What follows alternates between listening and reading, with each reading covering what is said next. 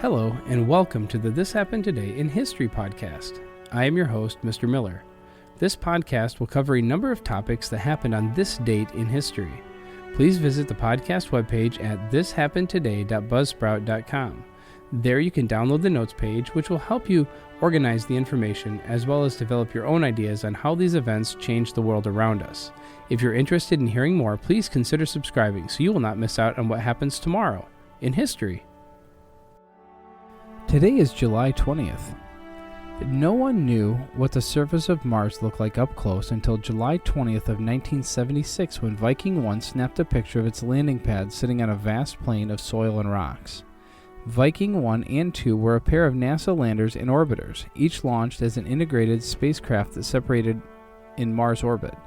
The landers headed for the surface while the orbiters stayed behind to survey the planet from above. Prior to the landing of Viking 1, the only mission to operate from the surface was the Soviet Union's Mars 3 spacecraft, which touched down in December of 1971. Contact with the lander ended for good less than 2 minutes after touchdown. Viking 1 and 2 provided scientists with the most complete picture of Mars to date. The orbiters had high-resolution cameras that created global surface maps of the planet, revealing that Mars was generally divided into two distinct regions: northern, low-elevation plains and southern, cratered highlands. The orbiters captured stunning close-up views of volcanoes, dust storms, and canyons. The landers, meanwhile, measured temperatures at their landing sites, which range from roughly negative 120 to negative 20 degrees Celsius, roughly negative 190 to negative 10 degrees Fahrenheit. They found that Mars's reddish soil was composed of iron-rich clay. They also conducted a chemical analysis of the soil to search for the presence of life. The results were ambiguous, and the question of life on Mars remains unanswered to this day. Viking 1 launched on August 20th of 1975, and it arrived in Mars orbit on June 19th, 1976, and the lander touched down on July 20th.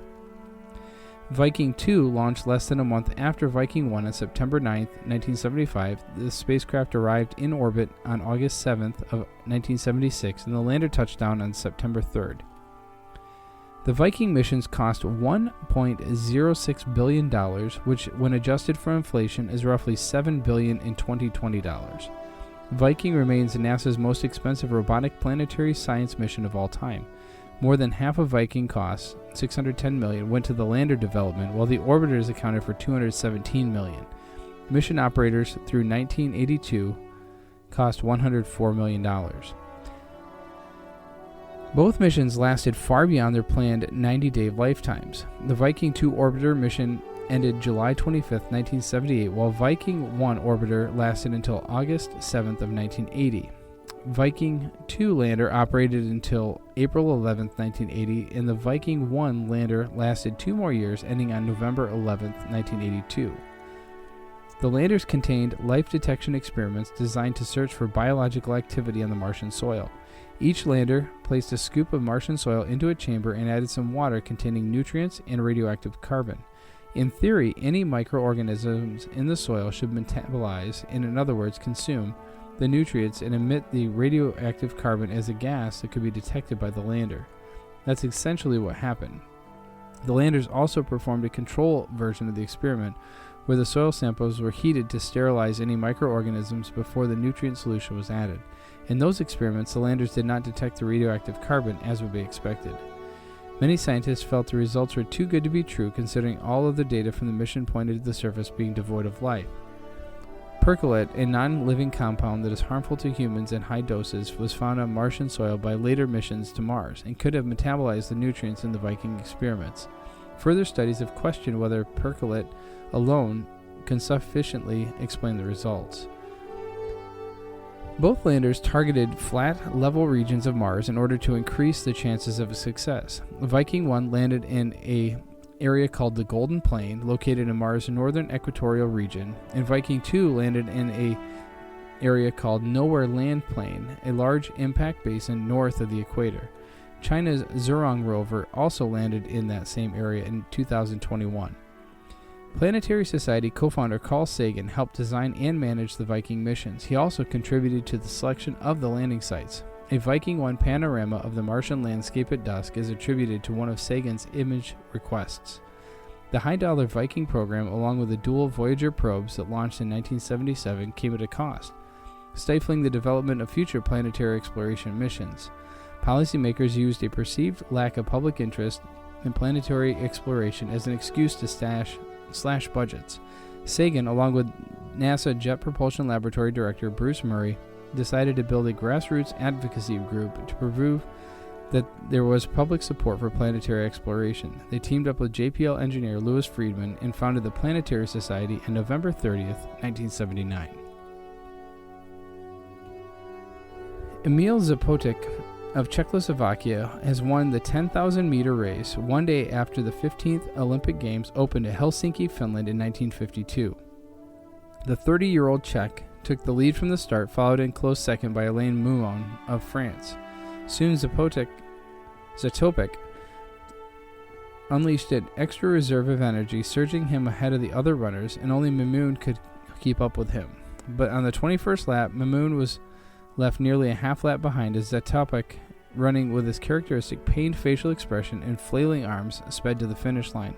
His winning time of 29 minutes 17 seconds broke the Olympic record, which is set in London in 1948 by more than 40 seconds.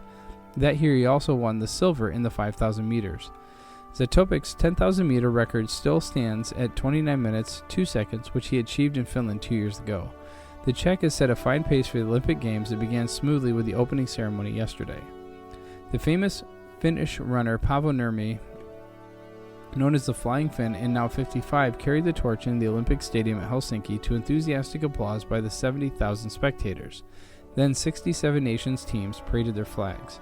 They included several new countries, among them at least the USSR, attending the Olympics for the first time. Their athletes have been housed in separate accommodation from the rest of the world, prompting fears that politics may sully an event that is meant to unite the world in a show of peace. 3 days ago, nationalist China announced it was withdrawing from the Games because the International Olympic Committee had decided to allow both communist and national Chinese sportsmen and the women to compete. Earlier, the IOC had voted to accept all Chinese athletes on the grounds that the Olympics should be open to all people from all over the world. Emil Zatopek was named the Czech locomotive and continued to dominate Helsinki. Within 8 days, he had won 3 golds for the 10,000 meters, the 5,000 meters, and the marathon, a feat never achieved before or since in history of the Olympic track and field. What was more remarkable was that he had never run a marathon before Helsinki and took it in an Olympic record time of 2 hours, 23 minutes, and 3.2 seconds. The crowd of nearly 70,000 shouted "Zatopek, Zatopek" when he won and was carried off by the Jamaican relay team to his wife Dana, also an athlete who had won gold for the javelin throw a few days before. 4 years later in Melbourne, he ran the marathon just 6 weeks after a hernia operation and finished 6th behind France's Alain Mouon, who finally got the gold he had been longing for. 1952 saw the USSR enter the Olympic Games for the first time. The Soviet women gymnasts won the team competition, setting a trend for the next 40 years. And finally, in July of 1969, it's a little over 8 years since the flights of Gagarin and Shepard, followed quickly by President Kennedy's challenge to put a man on the moon before the decade is out. It is only 7 months since NASA's made a bold decision to send Apollo 8 all the way to the moon on the first manned flight of the massive Saturn V rocket. Now, on the morning of July 16th, Apollo 11 astronauts Neil Armstrong, Buzz Aldrin, and Michael Collins sit atop another Saturn V at Launch Complex 39A at the Kennedy Space Center. The 3-stage, 363-foot-tall rocket will use 7.5 million pounds of thrust to propel them into space and into history. At 9:32 a.m. Eastern Standard Time, the engines fire and Apollo 11 clears the tower. About 12 minutes later, the crew is in Earth orbit. After 1.5 orbits, Apollo 11 gets a go for what mission controllers call translunar injection. In other words, it's time to head for the moon. 3 days later, this crew is in lunar orbit. A day after that, Armstrong and Aldrin climb into the lunar module Eagle and begin descent, while Collins orbits in the command module Columbia.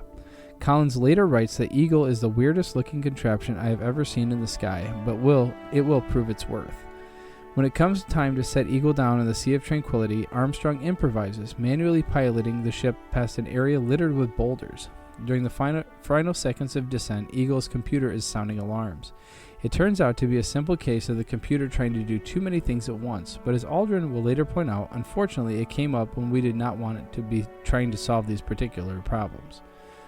When the lunar module landed at 4:17 p.m. Eastern Daylight Time, only 30 seconds of fuel remained. Armstrong radios, Houston, Tranquility Base here, the Eagle has landed. Mission Control erupts in celebration as the tension breaks and a controller tells the crew, "You got a bunch of guys about to turn blue, we're breathing again." Armstrong will later confirm the landing was his biggest concern, saying the unknowns were rampant and there were just about 1,000 things to worry about. At 10:56 p.m. Eastern Daylight Time, Armstrong is ready to plant the first human foot on another world. With more than 500 million people watching on television, he climbs down the ladder and proclaims, "That's one small step for man, one giant leap for mankind." Aldrin joins him shortly in a simple but powerful description of the lunar surface, magnificent desolation. They explore the surface for 2.5 hours, collecting samples and taking photographs. They leave behind an American flag, a patch honoring the fallen Apollo 1 crew, and a plaque on one of the Eagle's legs. It reads, "Here men from planet Earth first set foot upon the moon, July 1969 AD. We came in peace for all mankind." Armstrong and Aldrin blast off and dock with Collins at Columbia. Collins later says that for the first time he really felt that we were trying to carry this thing off. The crew splashed down off Hawaii on July 24th. Kennedy's challenge had been met. Men from Earth have walked on the moon and safely returned home.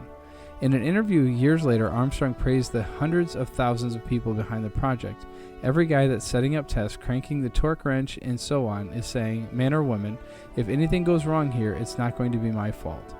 In a post-flight press conference, Armstrong called the flight the beginning of a new age, while Collins talks about future journeys to Mars. Over the next 3.5 years, 10 astronauts will follow their footsteps. Gene Cernan, commander of the last Apollo mission, leaves the lunar surface with these words, "We leave as we came, and, God willing, as we shall return, with peace and hope for all mankind." You have been listening to the This Happened Today in History podcast. I thank you for listening, and I hope that you have enjoyed learning about historical events from the past. Thank you to the following websites for their information regarding today's topics: ThePeopleHistory.com, Viking 1 lands on Mars at planetary.org, Emil Zatopek at news.bbc.co.uk, and Neil Armstrong walks on the moon at nasa.gov. The music used as the background track for this podcast is Americana, created by Kevin MacLeod on Incompetech.com. If you enjoyed this information and would like to hear more, please consider subscribing, as this will keep the historical events in your feed in the morning for each day. I hope you have a great day.